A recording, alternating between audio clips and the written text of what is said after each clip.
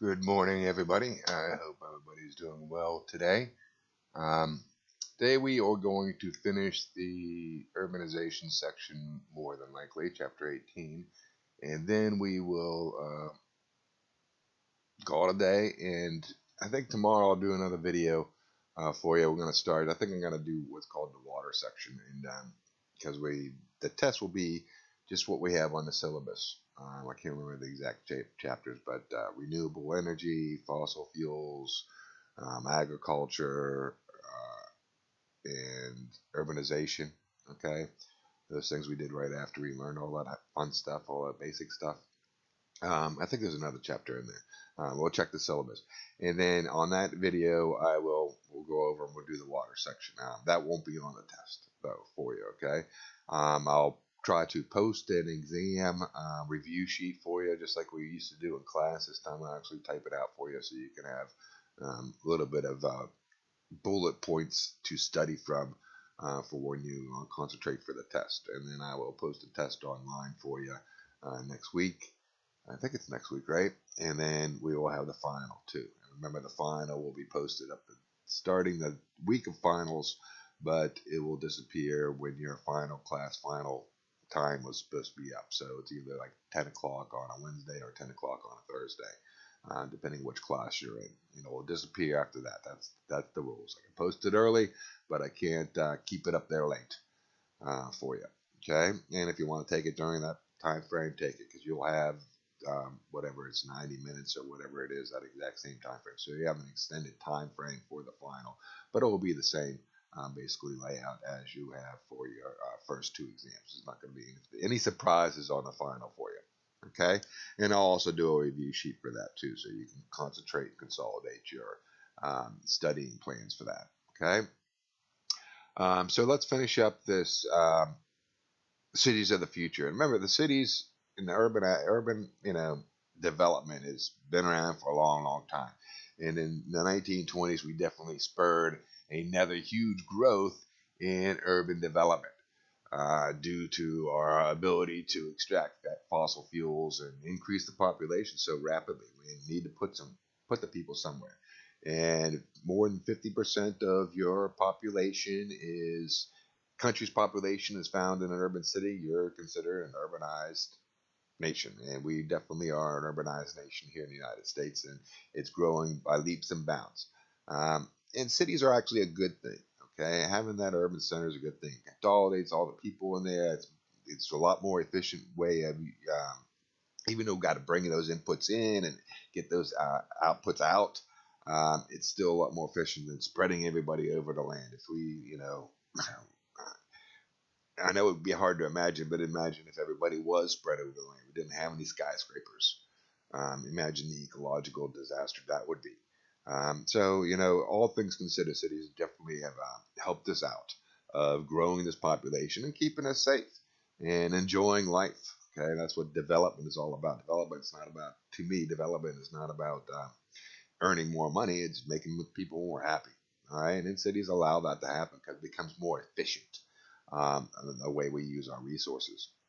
Uh, but we're up against another hard break here in society that we're running out of the fossil fuels, and we see the impacts on the climate. That this inputting of resources into our cities and the output of our outflows out of the cities is causing some damage. And we need to try to contain that because in this class we have learned that there are limits to growth. We definitely have some constraints on how many people we can have here on Earth. That just makes sense. And we are running up to some of these constraints to realize, the carrying capacity and our ecological footprint, how we're going to live with inside those two realms. And the designing of our cities is going to be crucial because we want to build to 10 billion. Some people say 13 billion people here on this earth. It can happen. Where are we going to put them? We're going to probably expand our cities to do that. And the new way to build these are called eco cities. And this is kind of the stuff we study in that sustainability minor in engineering. And we have a sustainable building design class next semester. And it really talks about how we do these buildings part of the section. In this video here, they call it an eco city. You can call it anything you want, a sustainable city, city of the future or whatever. But the basic concepts are there. They talk about the three concepts we need to change in order to make these cities more efficient. Um, Transportation, electricity, and buildings, right? So let's watch this little video here about what an eco-city is. Remember, the eco-city is just the label, right? The principles behind sustainable design is written very well in this video. That's why I chose this one, okay?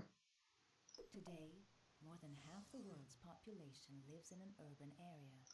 We live in a world filled with immense, vibrant, noisy, overpopulated cities. Cities where we create, manufacture, trade, and consume. Where fabulous wealth and extreme poverty exist side by side. Our That's urban called growth gentrification, now sort of. seems to have We'll talk reached about its that in a little bit. limits. However, new aspirations are emerging. In a world of global warming and increasingly scarce fossil fuels, a new vision of the city is taking root. We're seeing the first signs of slow but far-reaching and irreversible change. Little by little, a new model for our cities is developing. We call it the Eco-City. The goal of an eco-city is to reduce the city's impact on the environment. It's an immense undertaking. The growth of large population centers, energy consumption, recycling, the new urban landscape, and even social diversity, all these issues are a part of the eco-city agenda. In order to kickstart this movement, three major challenges need to be addressed. We must transform the buildings we live in, radically change our modes of transport, and implement new ways of supplying electricity. Buildings in the eco-city put energy efficiency first. They are better insulated, and they even generate energy themselves. They rely heavily on renewable sources of energy. Today's buildings can do more with less. And that's where They're no longer studying energy a portion of consumers, that, the building they're energy sustainable building producers, designs, how to build those kind of requiring buildings. 40 to Put the 60% less renewable energy energy in than even a there, decade ago. build them so they're We nice and call them tight and positive energy don't buildings. lose the air If conditioning a or heat. building produces more energy than it How to needs, place it it on shares the its in the surplus with its area, neighbor. We call and that then connect them peer-to-peer energy. It's and do revolutionary, this both peer-to-peer economically energy. and socially. With regard to transport, the change is The macro massive. is only as good as the micro. In eco-cities, transportation is electric and, whenever possible, public. A multimodal model is in place. Residents use a variety of interconnected transport networks to get around, with tramways at the heart of the urban landscape. This twofold change in housing and transport gives rise to a third: new networks for supplying power to the city. That's the third cornerstone of our eco-city. The question is, how do we power the new electrical infrastructure so as to drive the growth in eco-cities? The answer lies in new networks And that electricity is distribute the cleanest electricity. system We we call have. them smart grids. But the Smart battery part is the because they one that's use really computer stopping us. technology to The being centralize able to and redistribute collect that power more effectively throughout the energy and city. store it for Smart later. because they also regulate energy That's why I exchanges say between algae is the residential solution buildings for our through transportation. peer-to-peer trading. Or Slowly hydrogen, and but that subtly, technology is not there. energy It's that's too expensive. consumed, The hydrogen produced, fuel and cell, that shared is. by all of us more intelligently than ever before. A multimodal approach to transport, consisting primarily of electric and public transportation. The emergence of a new smart grid for supplying cities with electricity. With Alstom, this revolutionary new eco-city is happening now and on every level. And we do have cities implementing this kind of strategy. I mean, the reason I showed you that video is because it's the basic For a principles long of what we need time, to do. urban Right? growth meant Some of the things we did here in this class, we need to figure out how we're going to um, lower our efficiency so we use energy better, right? The one thing I think they leave out on that little video is the um, how we're going to eat, how we're going to feed everybody in these cities. And I think that should be a fourth avenue. And it's called urban agriculture for a better name, city farms or what have you. And this is why I really like this idea or this principle. All right, I like it in that business sense too. I would love to have a whole bunch of urban farms. I like to put McDonald's out of business, and every McDonald's would turn into a little shared acres urban farm, and we'll just grow some lettuce, and everybody can have a salad for lunch instead of a Big Mac. But I love my Big Macs. I don't know what to do. So I don't know if I'll put them out of business or not. But I love the urban agricultural idea. And we need to also not only worry about electricity, our transport, and our buildings, but we got to worry about our food. And the closer we can get our food to us, the easier it is going to be to, less energy, right? It's going to be more efficient. The problem is, how do we grow so much food in the middle of a city? All right. So this little video here will explain a little bit about urban agriculture. So just consider this the fourth thing that I'm adding to these other individuals' eco city. All right. So the transport, the electrical grid of providing electricity and energy to the city and where we live, and making sure that we're being as efficient as possible. But we also got to eat. Urban agriculture is about growing plants, fish, and livestock in and around towns and cities. There are many different types of urban agriculture projects around the world, including in the UK. They range from low-tech community farms to medium-tech projects like urban farms using aquaponics. They can be big or small. To high-tech projects such as rearing. They can even take over a skyscraper. I love them. They exist. Think about urban agriculture. The global population is growing, and people's diets are changing, putting increased pressure on land. Climate change affects what we can grow, and we need to reduce the amount of energy and water that we use. We need to find new ways and places to produce food sustainably, to make sure everyone has access to safe and healthy food all the time. Urban agriculture could create new uses for abandoned buildings, derelict sites, or unoccupied rooftops. It's called brownfield remediation. You just go after it, and you start building a nice little farm in the middle of a city.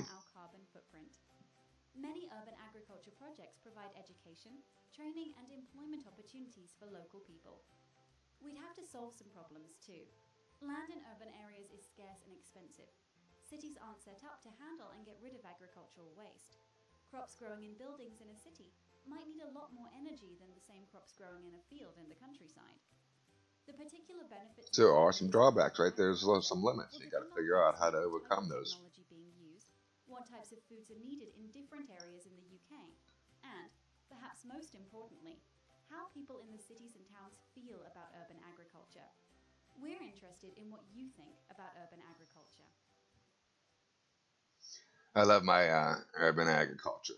Okay, that's one of the things I like to really study when it comes to changing our cities. All right, I'm not too much of a city folk kind of guy, but I like to bring the farm right down to the middle of the city. All right, they got big old skyscrapers that they grow food in. To like you saw, they put cows and chickens inside of old factories and things like that. And one of my favorite states that's doing this is Atlanta, Georgia. All right, they have. I'm down in the hood when it comes to urban agriculture. Okay, they're doing a great job. They've got all these little tiny gardens all around Atlanta, Georgia. They just took old abandoned sites and put up a little tiny farm. All right, look how big this one is. It's a little city park kind of area. All right, and all the houses right in the middle of the city. And this helps with a lot of different things. And one of my favorite things is it solves something what's called a food desert problem, where these individuals will live in the inner cities. They don't have any fresh vegetables. They go to the 7-Eleven to get their food, and don't have the ability to get fresh lettuce and squash and cucumbers and stuff like that. But they can just go right out their back door and go to the city park, and hey, I got myself some zucchini for dinner. Okay, at the farmer's market, grown right there. All right, and then it helps, like I said, employment and things like that.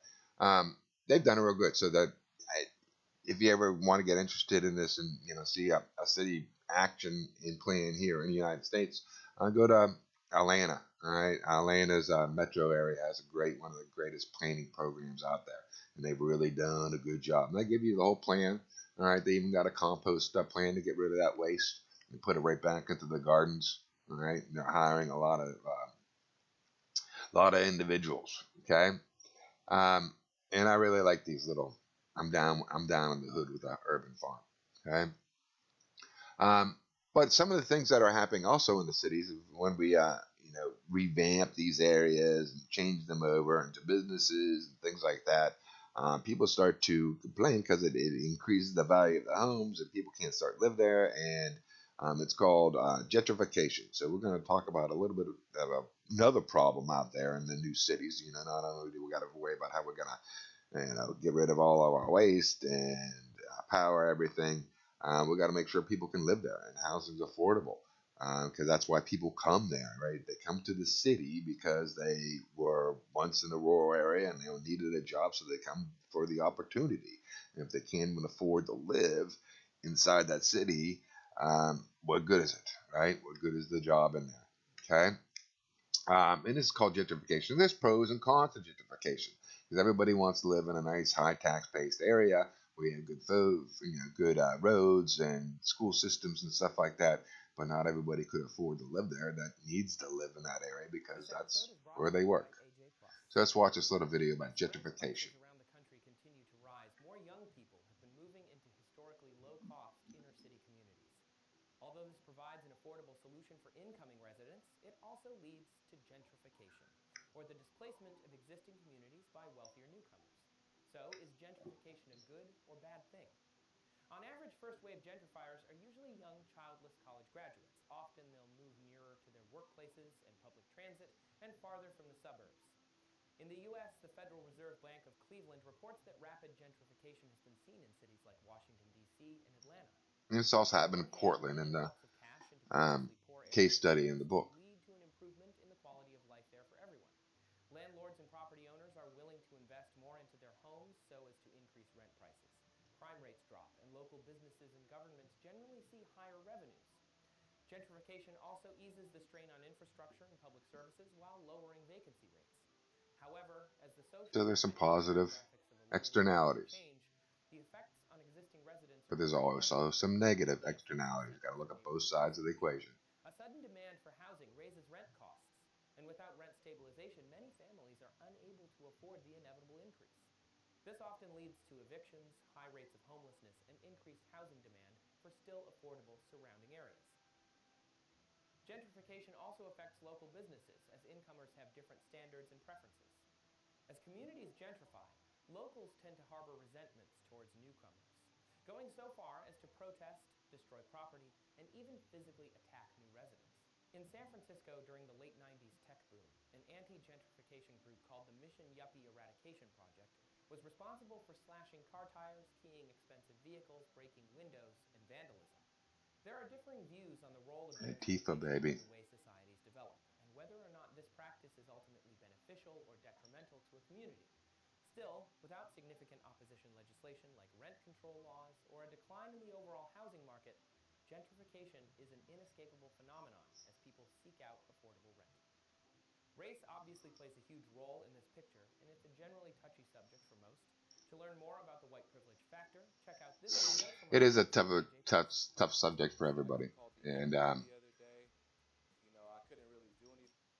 some people say there's the pros because it just increases the value of the area and less crime and housing is, everybody is living in a home, less homelessness, stuff like that. But that just pushes those other people out that can't afford to live there. So it's a constant debate, and we need to, discuss the pros and cons of what's going on and work a way around it. And in my humble opinion, I think the Airbud Farm helps out with that gentrification because it does give a good added benefit to the area and kind of brings everybody together. Now they're working for a common good, trying to get some fresh food in there. I don't know. I just like the Airbud Farm, right?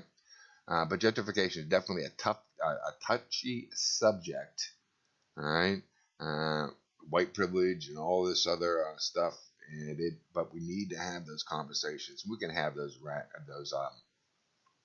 conversations in a rational way if we work together at it. Okay, let's go over a couple of slides here.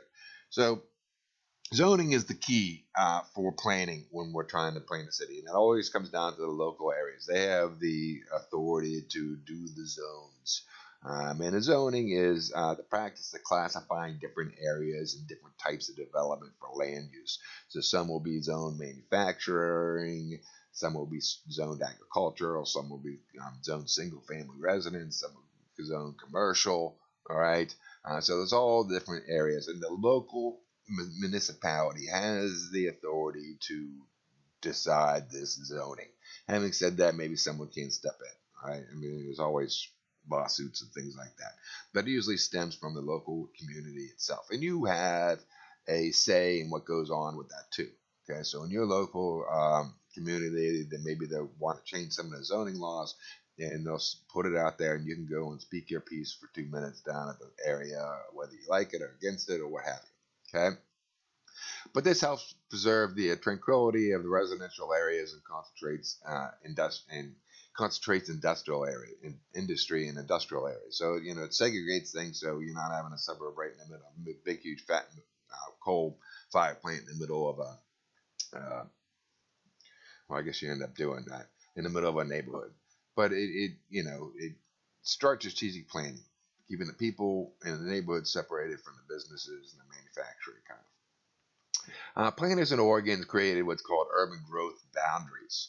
So by drawing lines on maps to designate high density urban areas to low density rural ones. So we have to draw that line. Unfortunately, that line for the cities is getting a little bit bigger and bigger and bigger. Hence, we have what's called urban sprawl. All right. And each couple years, the communities, if they're doing it properly, will go back and readdress these urban boundaries and see if it still holds. Do they need to expand them? Do they need to shrink them? Or are they just right? Okay, so it's an ongoing review process of the demographics of the city and where that city wants to go in the future.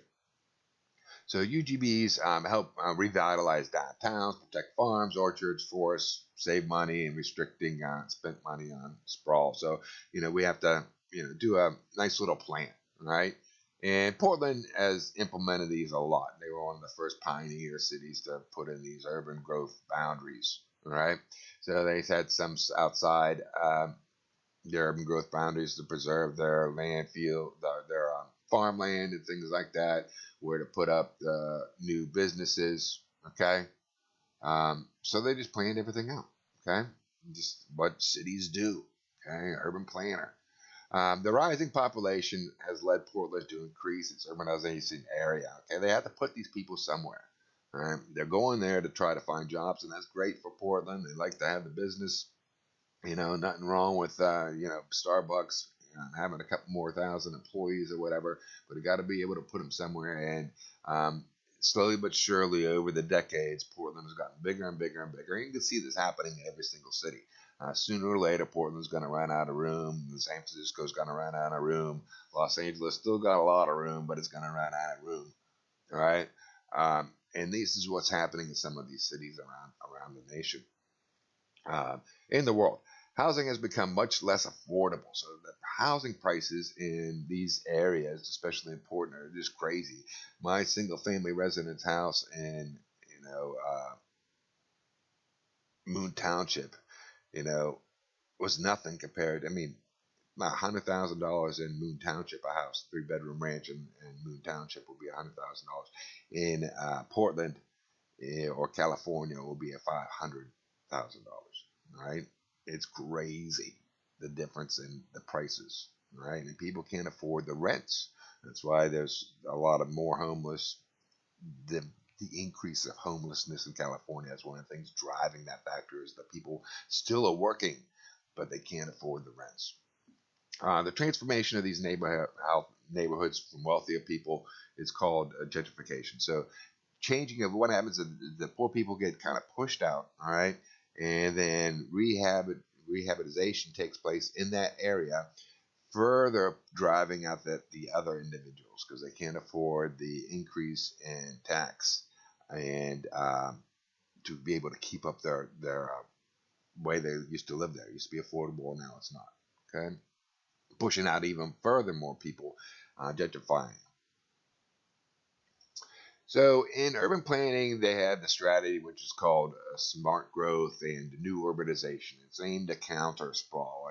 And I hate to use the word growth at all, but the book does, so I'm going to have to be able to use it. But But you've got to remember that, when I think about smart growth, I think growth is definitely a necessary condition for almost any species or, ecosystem. It goes through that little J curve and then gets up to the top and hits that carrying capacity or whatever and turns that J curve into an S curve. And that's what smart growth to me is about. We still need to bring out people out of poverty. So they're going to have to increase their consumption so that they can make sure that everybody gets 3 squares a day and the right education and all that stuff. So there's going to be that increase in consumption. We're going to see a J curve, but sooner or later we got to cut it off to try to live sustainably. Okay. So what smart growth plans do? They use the mixed land use. They do the urban areas, and they do some great planning of where they're going to be able to put maybe some houses around some factories and malls and things like that. Take advantage of compact building design, use sustainable building designs, great range of housing opportunities and choices for everybody, make it more walkable. All right, foster distinctive communities and strong sense of place. So, in Pittsburgh, we have like the theater area, and then we have the strip district where you go and get your stuff that comes in from the boats and the fish market and stuff like that. So we have these unique little tiny pockets around the city. All right, preserve some open spaces. We're trying to do that right now. Actually, expand our urban spaces here in Pittsburgh, Pennsylvania. We took down what's called the not Three Rivers Stadium, but the old Pittsburgh Ice Arena. We're trying to make that into a park and a big, huge greenway. All right, and we're putting a bicycle paths for people to be able to use. Okay, strengthen existing communities and direct development towards them. So we're trying to bridge the different tiny neighborhoods inside of Pittsburgh together through these walkways and pathways and pikeways and different connections. Okay, provide a variety of transport choices is one of the hardest things Pittsburgh's has not been able to really accomplish. But we have a hard geographical problem. All right, we got a lot of hills. There's no such thing as a block in Pittsburgh. So maybe we'll have to overcome that. We'll see what happens. Make development decisions predictable, fair, and cost effective. So put it out there. All right, and don't let everybody have their say in it. All right, so we need to encourage the community and stakeholders to come and talk. Go to your municipality little meetings and figure out what's going on. So a related approach to new urbanization, which designs neighborhoods and walkways scale with homes, businesses, and schools and amenities and all nearby. All right, we want to be able to make sure that this is as close as possible. All right, like I said, in my car, I can go 25 miles of electricity on my car, and I can go to the grocery store and the bank and almost work back and forth on just one tank of electricity. So, try to put everything in a little smart grid. And what they do in the, using the ecological design process, they actually put like a honeycomb over the city. All right. And inside that each little one of those combs, they try to put the necessary, depending on the site, about 35 miles around. All right. But inside each honeycomb, they try to put the necessary conditions. Okay. Where they're going to get their food, where they're going to get their clothes, where they're going to go to the movies, things like that. So they try to design this all within inside of a certain demographic. When they choose the honeycomb is because you can walk straight across. It's like the Pentagon. Right? It'll take you like an hour to walk around, but you can really get to any place within 15 minutes because you can cut right through the middle. Yeah. All right. And that's the honeycomb design. Okay. Mother Nature, biomimicry. Okay. We can do the same thing for voting. Right? Get rid of gerrymandering. Do the same thing. Use the honeycomb system. Unbelievable. New urbanization neighborhoods are arranged around stops of rail lines, enabling people to travel most places either by foot or by rail. So there's a lot more rail in a lot of these areas. Here in Pittsburgh, we have like none. All right, but we've tried, and we're still trying. Biking is also popular here in the Pittsburgh. We have some bike lanes that get a lot of flack, all right, because no one really rides on during the wintertime. But we added these bike things. There's also one that a new project because you can share a bike, so you can go out and rent one and go to a building and kind of park it and then get a green one on when you're going back or whatever. And they found out that there's a nice, from the north side downtown, it's a nice little hill, all right, and you can really get some nice speed. It's all downhill from the north side to downtown, and they're finding that no one's taking their bikes back up, right? So they got this overload of bikes downtown, and no bikes up top. Who knows how they're going to overcome that situation? But you got to design it properly. Pittsburgh's very unique. Okay, and each city has its own little clique. That's why I like Pittsburgh. It's such a unique little place to live. But other transportation options also include mass transit systems, so public buses and trains and subways and light rails. All right, so there's a lot of different ways to design it, and it all depends on the ecosystem of the city. Are you like Pittsburgh with a lot of crazy little hills and built in the Appalachian Mountains, or are you Oklahoma where it's all flat? Or Texas, Dallas, Fort Worth, Texas, where it's actually a floodplain. Okay. The United States lags behind most of the nations in this mass transit dilemma. I wish we were doing better as a nation in the mass transit areas, but there's some big lobbying, and we built our infrastructure around the car. All right, that's what we did. That's what we chose. Other nations, since they didn't have the fossil fuels that we had, Europe, England has no oil. I don't think they might have some. I don't know, but they really don't have any oil drills. So, and they're all one little island. They designed theirs around a rail system. Okay, and they also have a lot higher, since they have no oil, they have a higher tax, and you have to import it and stuff like that. So, always paying a higher price. Okay, but it really depends on what's going on. But Japan and China and many European nations have some really nice little trains and systems out there. Okay, city dwellers often desire an escape from noise and stress of the urban life. And natural lands and public parks and open spaces provide this opportunity. So they, a lot of neighborhoods and cities are putting in these parks. Okay, I mentioned in Pittsburgh we took down the old igloo where the Penguins used to play, and we're trying to make a nice little park, a greenway that goes down there from the north side down to downtown, and we're doing some revitalization. Some people say it's gentrification, right? But I kind of like it, right?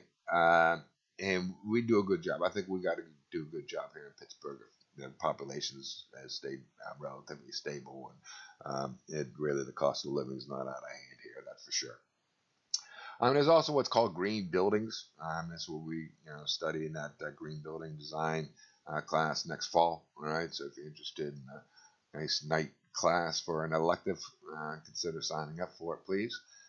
Keep a professor employed during this downturn in the economy. All right, but green building designs it's really fun. All right, because we spend most of our time indoors, believe it or not, which also consumes about 40% of our energy and 70% of our electricity.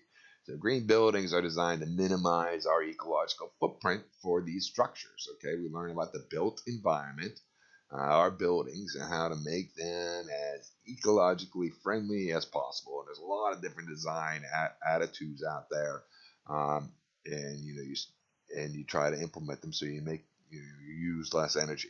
Okay, and we got to do the break even though too, right?